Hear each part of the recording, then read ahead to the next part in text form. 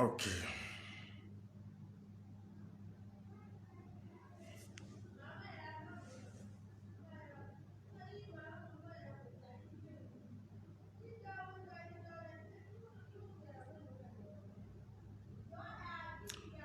Ok.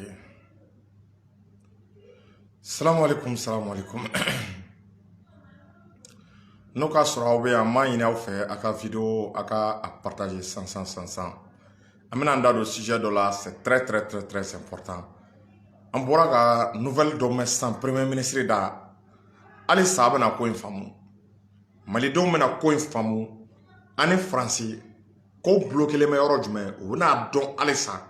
ko premier ministre ye cɛ ye ko premier ministre ko n'an ye nin perdre an b'a k'an yɛrɛ la. N bɛna ale don a détail la rapidement a y'a teliya a ka partager joona. Voilà. An bɛna n da don ja accord de défense a b'a kalama Mali ye min kɛ min da ka di malidenw na min ka fisa malidenw ma ja o bilala ka taa Faransi bannen don ka jaabi a kun ye min ye an bɛna ka na ɲɛfɔ aw ye rapidement. En même temps Sénégal société civile olu de nana fo premier ministre fɛ yen kana premier ministre fo kana k'a yira ko Sénégal bɛ premier ministre ani Assimi ani gouvernement k'u b'u kɔ. A y'a partager n bɛna les révélations baden de kɛ révélation camanba de bɛna kɛ.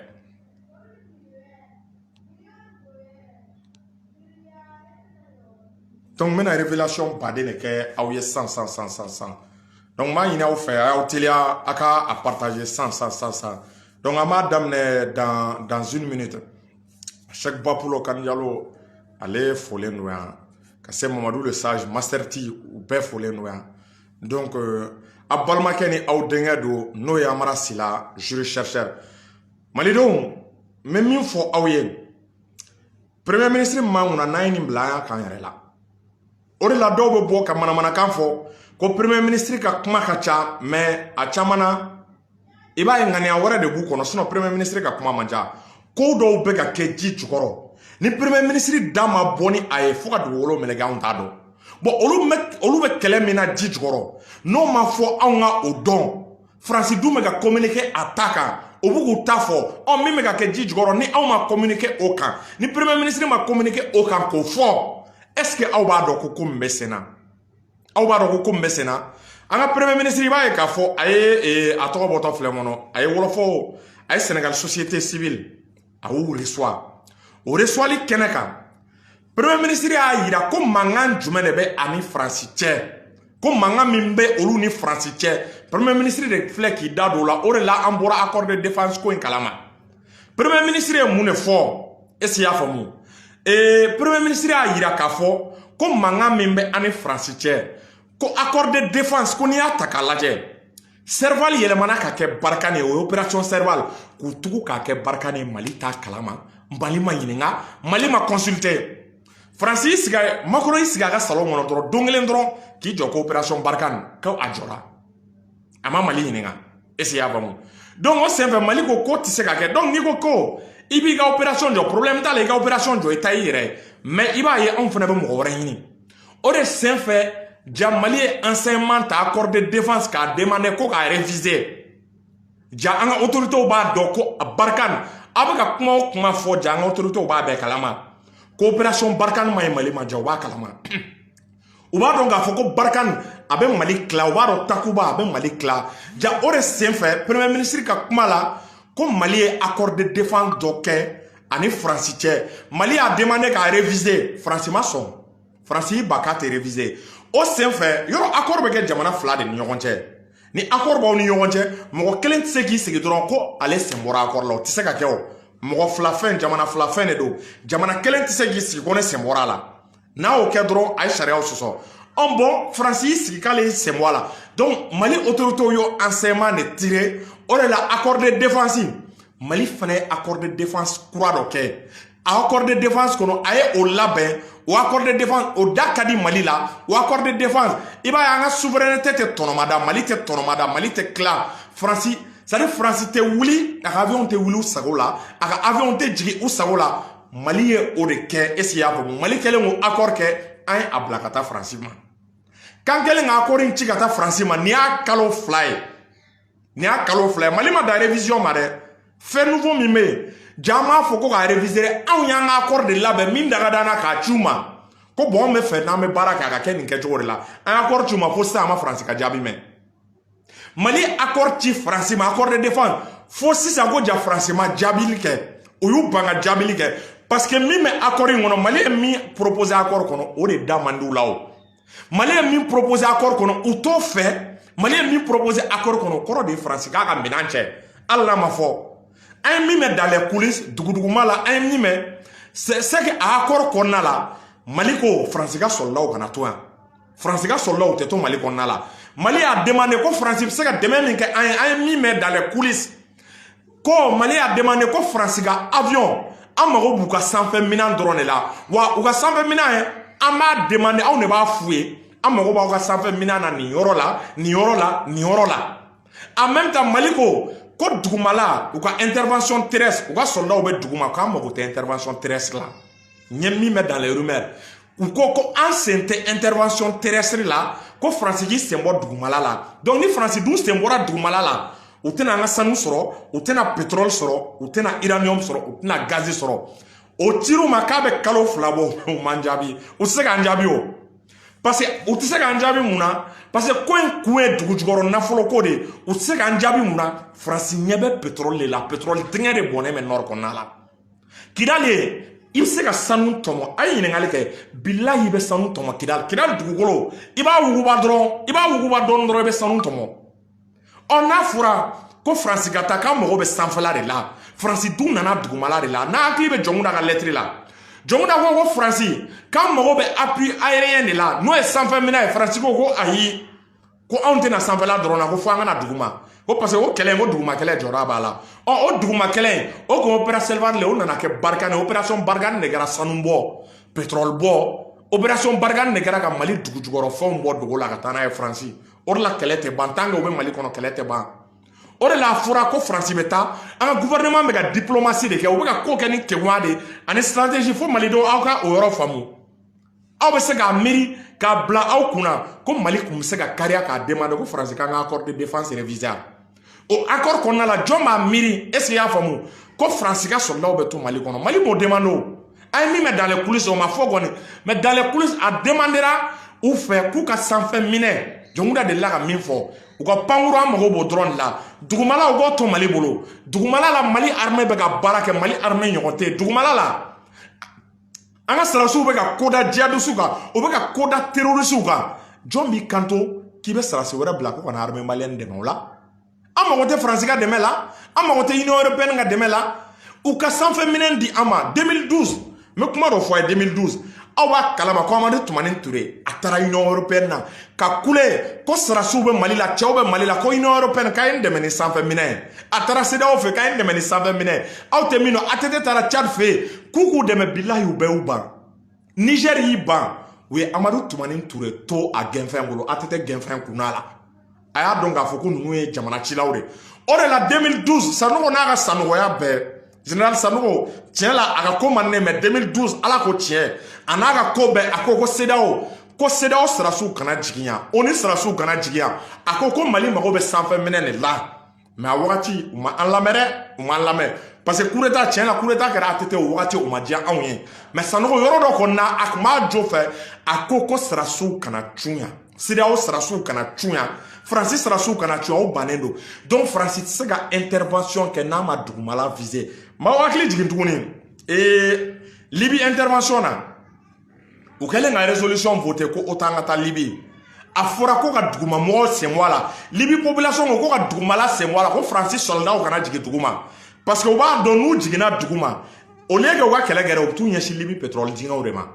u bɛ taa Libye u bɛ taa pétrole dingɛw u bɛ taa ɲini k'u bɛ olu de bɔ ka pétrole bɔ k'a feere nkalon ka u yɛrɛ ma o de la an ka autorité malienne u y'a demander an ka accord de défense a ka réviser accord b'u bolo a bɛ combien de temps bɔ u bannen don accord la o tɛ ka accord fɛ premier ministre o de fɔ k'u banna accord la wa k'u jigi jaw jigi b'a kan de ko est-ce que ko kalo 2 tɛ kɛ ka Choguel to yen ko kalo 2 tɛ kɛ ni Mali fanga ma dafiri ko kalo 2 tɛ kɛ ni coup d'état ma kɛ Mali la o de b'u kɔnɔ o de la u tɛ ka sɛgɛ ci ka kan na jaw sigilen bɛ déstabilisation de kan an m'a ye France tɛ k'an jaabi bon an m'a ye sisan France kanubaga minnu b'an ka jamana kan France dɛmɛbaga minnu b'an ka jamana kan an m'a ye o kalo 2 kɔnɔ olu bɛ ka wuli ka agitation daminɛ o kalo 2 kɔnɔ olu bɛ ka wuli ko f'u ka Mali sigi a sen tɛgɛ kɔnɔ olu bɛ ka wuli k'u tɛ Mali reconnu u tɛ autorité reconnu u ni France u bɛɛ bolo bɛ file kelen na u bɛ baara de la a jateminɛ a mɔgɔ baden a caman i b'a ye u taara France ala an ka ministre dɔ kɔrɔ dɔw bɛ yen olu tun bɛ France u caman bɛ ka taa France de bɛ ka hakilina ni idéologie d'u ma donc u bɛ fɛ ka na k'u bɛna aw baara de kɛ parce que France b'a fɔ ko u t'u da maga accord ko in na a b'u kunna ko ni fanga yɛlɛmana sisan donc fanga kura min bɛ na o bɛ kɛ olu ka mɔgɔ ye donc Barkhane bɛ position min na Barkhane bɛ to o cogo kelen na ka Mali dugujukɔrɔ nafolo bɔ ka Mali piller k'an ka ressources piller k'an ka ressources k'u ta ye Malidenw premier ministre bɔra ka fɛn min fɔ a décortiquer filɛ aw ni ala ni kira cɛ ni Choguel ma kuma nin bɛ dɔn ni Choguel ma kuma est-ce que an b'a dɔn ko nin bɛɛ bɛ sen na dɔw bɛ ka dimi an ka autorité a ye France gɛnya kɛ tan mais u gɛnni fɛɛrɛ de filɛ mais ni kuma ma kɛ est-ce que a bɛ dɔn olu bɛ ka nin baara min kɛ ji jukɔrɔ n'u ma kuma est-ce que a bɛ dɔn wa n'u ma kuma est-ce que a bɛ dɔn donc Mali bɛ ka baara min kɛ a t'a to Barkhane ka to yan Takuba filɛ nin ye Mali ye Takuba nege bɔ tubabuw la bɛɛ de bɛ k'i retirer sisan ka bɔ Takuba la Mali ye Takuba nege bɔ tubabuw la cogo jumɛn na Mali ko Allemand ka avion k'u ka avion k'u kana voler ko n'u ka avion bɛ pan dɔrɔn u k'u sara Mali la a ye lamɛn ka yan dɛ k'u sara Mali la heure 6 ɲɔgɔn ko ni Takuba avion min bɛ wuli k'a k'a sara Mali la heure 6 ɲɔgɔn n'u ka drone min bɛ wuli k'u sara Mali la heure 6 ɲɔgɔn a b'a kalama u bɛ ka opération a bɛ ka gɛlɛya tubabuw bolo a bɛ ka opération negebɔw la a bɛ ka Mali kasa ci ka bɔ u nun na an b'a ye Danemark dimi ko jugu an kɔrɔ k'olu bɛ dɛmɛ min kɛ Mali ye k'u ka dɛmɛ tigɛ n balimaw France bɛ kɛ ni stratégie ni fɛɛrɛ de tellement que ninnu implanté len don yan tellement que u bɛ ka u da biri an joli la ka sunsun tagali ma nɔgɔn dɛ u tagali bɛ kɛ ni fɛɛrɛ u tagali bɛ kɛ ni kegunya u tagali bɛ kɛ ni diplomatie peuple k'a ka baara kɛ u ka pression kɛ gouvernement fana b'a ka baara la gouvernement fana bɛ ka fɛɛrɛ tigɛ a b'u lata k'u la dégager cogo min na o de senfɛ an b'o la Sénégal ou société civile u y'u fara ɲɔgɔn kan ka na premier ministre rencontrer ka na Assimi fo ka na Choguel fo ka na Malidenw fo k'u bɛ combat min na u ko Sénégal population k'u bɛ ko Mali bɛ kɛlɛ min na ko Mali b'olu ka kɛlɛ de la Mali b'olu ka kɛlɛ de la Mali b'olu ka lutte de la Mali bɛ ka Afrique bɛɛ de libérer u y'a yira k'a fɔ premier ministre a expliqué ye ko problème fɛn fɛn bɛ yen bi CEDEAO kɔnɔ parce que France ko k'a tɛ fɛ ka Choguel ye France y'a fɔ est-ce qu'il y'a faamu Alassane Dramane Ouattara ninnu ye k'u ka premier ministre in gɛn ka bɔ yen ka premier ministre bɔ premier ministre ya la ko n'o kɛra est-ce qu'il y'a faamu u bɛ sanction wele ka bɔ an kan o gɛlɛya ninnu u y'a fɔ Sénégal population ye gɛlɛya min b'a ni France cɛ k'a f'u ye en même temps k'a yira peuple sénégalais la armée malienne kabini an ni Russie bɛ ka baara daminɛ armée bɛ ka monter en puissance armée bɛ ka victoire kɛ u dun taara fɔ k'anw ka armée k'u tɛ se kɛlɛ la k'anw ka sarasiw ko kɛlɛkɛ dusu t'u kɔnɔ u taara an ka sarasiw tɔgɔ tiɲɛ ko hali ko France n'u ka baara kɛ ko o niveau t'an ka sarasiw la ja nin bɛɛ ye manamanakan de ja don o don formation ja formation bɛɛ ye nkalon de formation tɛ tiɲɛ ye walayi formation ko in tiɲɛ tɛ yanni i ka mɔgɔ former ala kama marifa d'a tigi ma blindé d'a tigi ma char d'a tigi ma i ka hélicoptère d'a tigi ma France filɛ bi Union européenne u y'u si kɛ Mali formeli la plus de 10 ans u bɛ k'an ka armée former sans succès bon Russie nana Russie m'a fɔ yɛrɛ ko k'an former Russie nana a ye minɛnw d'a ma Russie nana a ko k'an ka baara kɛ terrain kan la meilleure des formations o bɛ kɛ terrain kan ka auto guerre de la Russie ka formation ye formation pratique de Russie nana u y'an dege hélicoptère la kalo kelen an ka avion bɛ baara la wa n bɛ kabako min fɔ a ye an ye formation min sɔrɔ Mali armée de bɛ baara la Russie sarasiw tɛ terrain kan Russie sarasiw si tɛ terrain kan Mali baara fɛn fɛn bɛ ka kɛ Mali sarasiw de bɛ ka kɛ Russie sigilen o bɛ information ni renseignement an yɛrɛ ka sarasiw de bɛ ka baara kɛ olu de bɛ ka fagali kɛ olu de bɛ ka taa tugu jihadistes la jaminanko dɔrɔn de don mais en si peu de temps ni formation ko don est-ce que Russie nana 3 mois Russie bɛ se k'an ka sarasiw former yan o tɛ se ka kɛ o donc o b'a yira formation kun b'an ka sarasiw la niveau kun b'an ka sarasiw la an ka sarasiw mental kun b'u la mais minɛnko de kun b'u la e bɛ se ka mɔgɔ dɛmɛ cogo di ka mɔgɔ former i tɛ blindé d'a ma i tɛ blindé d'a ma i tɛ Berdem d'a ma i tɛ BM21 d'a ma i tɛ hélicoptère d'a ma i tɛ sanfɛ mais o ye formation jumɛn ye o kɔrɔ de ye m'aw former ka tila k'aw di saya ma m'aw former ka tila k'aw di saya ma sinon France ye an ka armée parti fɛn fɛn former nin wagati ni Russiw ka nali kun tɛ mais aw efficacité kun la ye terrain kan mais Russiw nana dɔrɔn ka minɛn d'u ma ja ko in tɛ formation ko ye minɛn ko dɔrɔn de don parce que a wagati dirigeant minnu ma an ɲɛ ma olu ma se ka kariya ka tiɲɛ fɔ n bɛ kuma dɔ fɔ a ye bi ka révélation dɔ k'aw ye i b'a kalama tellement que France bɛ fɛ k'an ka armée contrôler Mali kelen tɛ dɛ Mali Burkina Sénégal ninnu i b'a kalama u b'aw former u bɛ tila ka interdiction di aw kan n'a ko k'a bɛ armement ka blindé caman san k'a tugu ɲɔgɔn kɔ a b'a kalama k'u bɛ embargo bi aw kan comme diɲɛ jamanaw kana blindé ni avion feere aw ma est ce que aw b'o kalama o de la IBK ma se ka Mali équipé Marc Christian Kabore yan'a ka bi a y'a fɔ ko armement sugu dɔw bɛ ko ni ko k'i b'a san ko embargo b'i kan k'i ka wari b'i kun k'u tɛ sɔn ka minɛn feere i ma ja nin bɛɛ ye manamana ko de ye ja nin bɛɛ y'i ka kariya k'i tɛgɛ di partenaire ma partenaire min n'a ti janfa a bɛna minɛn d'i ma Mali ni Russie ka coopération actuellement a kun tɛ ten mais a y'an ka wari d'u ma dɔrɔn o ye minɛn d'a ma ja blindé sɔrɔli tɛ ko gɛlɛn ja avion sɔrɔli tɛ ko gɛlɛn hélicoptère avion de chasse ja ni si sɔrɔli tɛ ko gɛlɛn mais an bɛ an ka wari ta k'an b'a don a la France bɛ taa pression kɛ ko avion kana feere a ma aw ni Ala ni kira cɛ an bɛ se ka to accord kɔnɔna la an bɛ se ka to accord kɔnɔna la est ce que accord ka ɲi Mali ma o de la an ka nin autorité de la transition n'a bɛ ninnu dɛmɛ a y'u dɛmɛ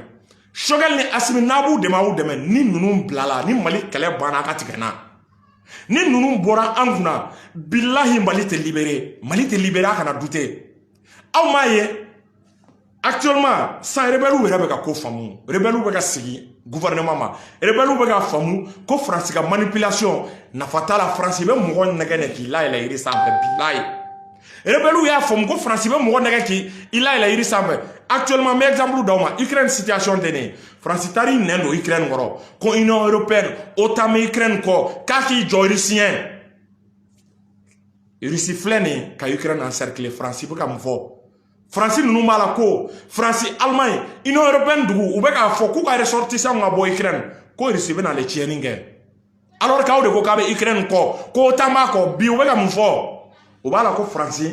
u bɛ k'a fɔ ko u ka ressortissants ka bɔ Ukraine u b'i layɛlɛ de yiri sanfɛ k'a tigɛ ne ye o de la rebelles bɛ k'a faamu ni France kun y'u nɛgɛ k'u jɔ armée malienne ye k'u bɛ indépendance d'u ma bilahi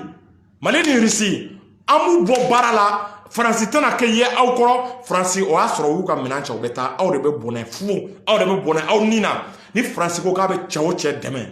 bilahi b'a dɛmɛ la parce que a dɛmɛ kɔfɛ i b'a ye k'a fɔ u b'i bila i ka jamanadenw de la i b'i ka jamana ci de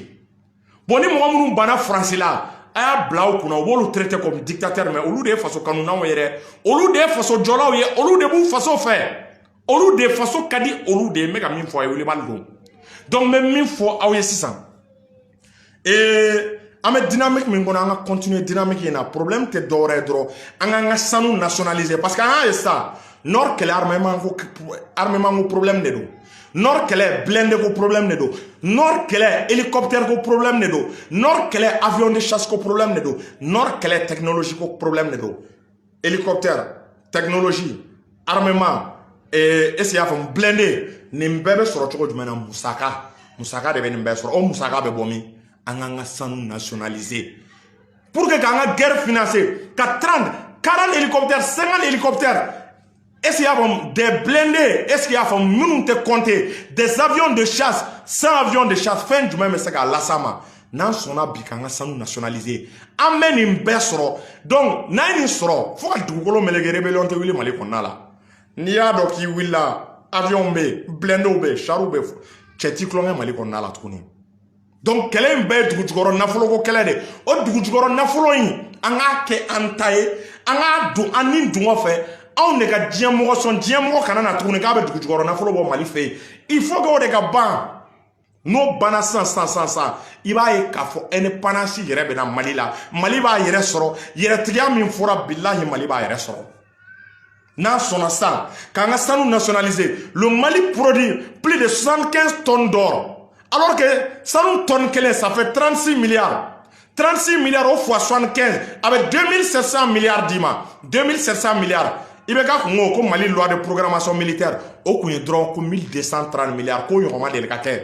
alors que an ka sangele sanu tono o be se ka il be ka san duru bara kɛ mun an tɛ sanu kɛ mun an tɛ sanu nationaliser mun an tɛ hors nationaliser pour que ka hélicoptère baden san pour que ka avion de chasse san ka drone san est ce qu'il y a faamu ka satellite san ka blindé baden san parce que olu de be se ka nord kɛlɛ gagne olu de b'a to an ka frontière bɛ kan ta an bɛ se k'o kɛ bi ni an sɔnna courage volonté politique dɔrɔn de don donc malidenw ni ne kun bɛ jury chercheur da bi ka fɔ ye an ka premier ministre Assimi Goïta an ka o soutenir an ka tugu kɔ kɛlɛ in bɛɛ n bɛna bɔ kuma la kɛlɛ in bɛɛ n tɛ premier ministre fɛ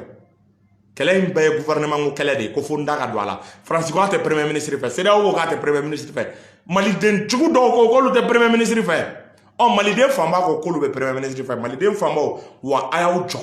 a ye wuli a k'aw jɔ a kana u layɛlɛ yiri sanfɛ k'a tigɛ n'o ye parce que a ko k'u ka ko o ko kɛ u y'a bɛɛ kɛ u y'a bɛɛ kɛ donc aw de bɛ u soutenir sisan gouvernement ka juru de bɛ aw la sisan dɛ malidenw an ka juru tɛ gouvernement na gouvernement de ka juru bɛ aw la a ko ko ka min kɛ gouvernement bɛ k'o de kɛ n'u bɛ k'o kɛ sisan c'est le moment a ka o soutenir gouvernement soutenir la ni gɛlɛya fɛn fɛn bɔra dumuniko gɛlɛya baloko gɛlɛya an ka o accepter ko mun an tɔgɔ la wagatinin a bɛ ban wagatinin a bɛ ban donc ni ne kun bɛ fɛ k'a fɔ a ye a balimakɛ n'aw denkɛ Amara Sila jury chercheur salamu aleykum